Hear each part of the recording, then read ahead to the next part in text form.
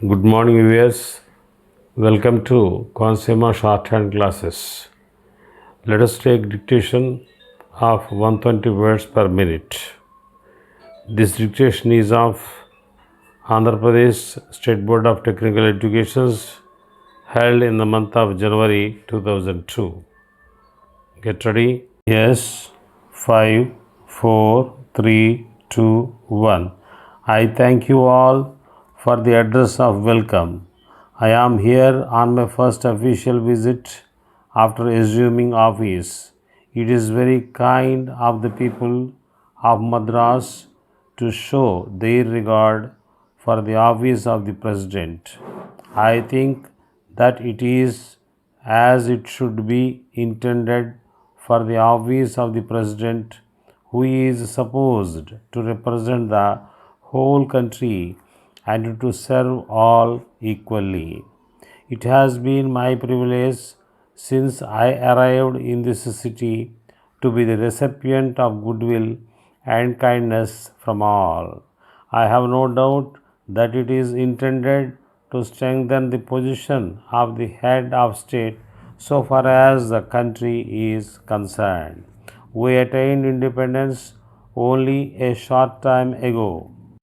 A great deal still remains to be done to make independence full of meaning for everyone who resides in this country. We were engaged in a struggle to achieve freedom for a pretty long time. Even after having attained it, we have been confronted with numerous difficulties. We have faced those difficulties to a considerable extent with success. But that is not enough.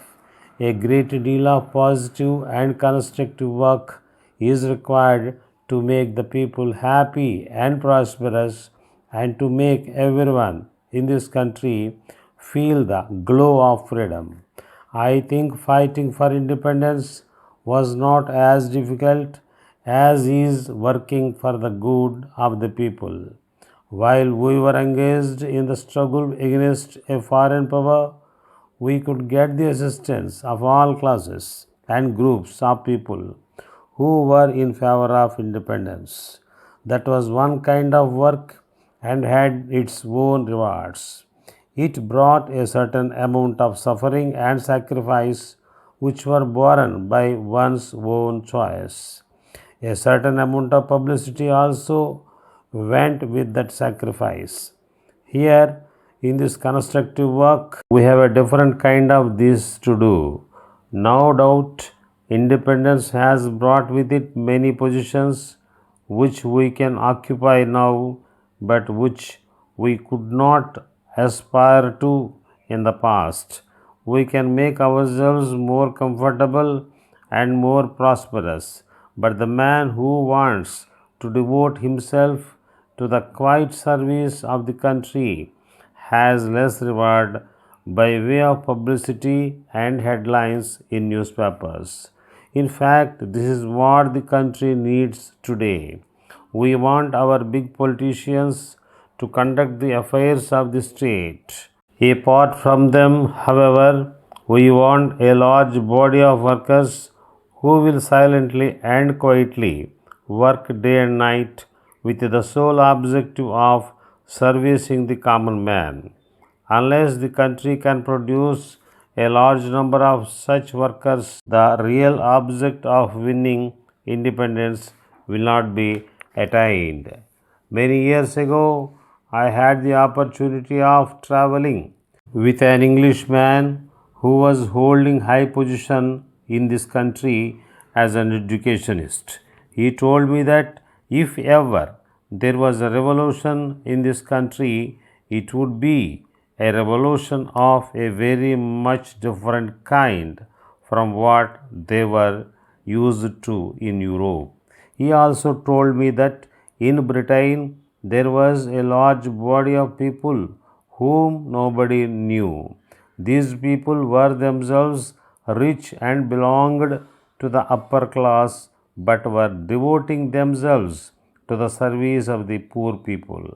It was this class of people, the educationist stated, who by their service created a link between the high and the low, the rich and the poor, and prevented a revolution of the kind which was seen in some countries of Europe. He also expressed his regret that in India, that there were not many people who belonged to the higher strata.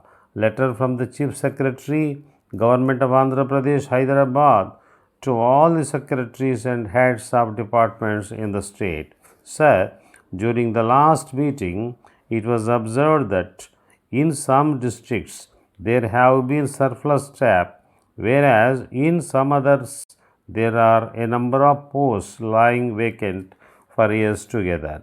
This kind of imbalance causes inconvenience to the administration both at the district level as well as the state level in so far as the implementation of the various developmental schemes are concerned.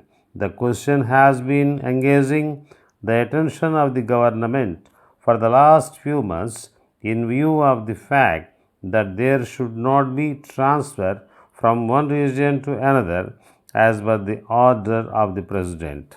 A committee was constituted to study the whole problem and after suggestions.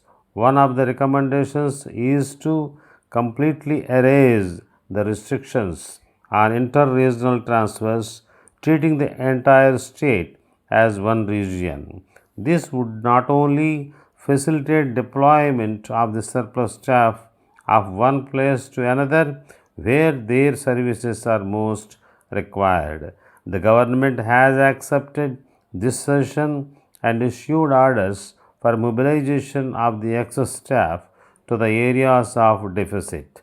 The heads of departments have been delegated with the necessary powers to effect transfers using their discretion. The process is to be completed within the next 6 months of the current year.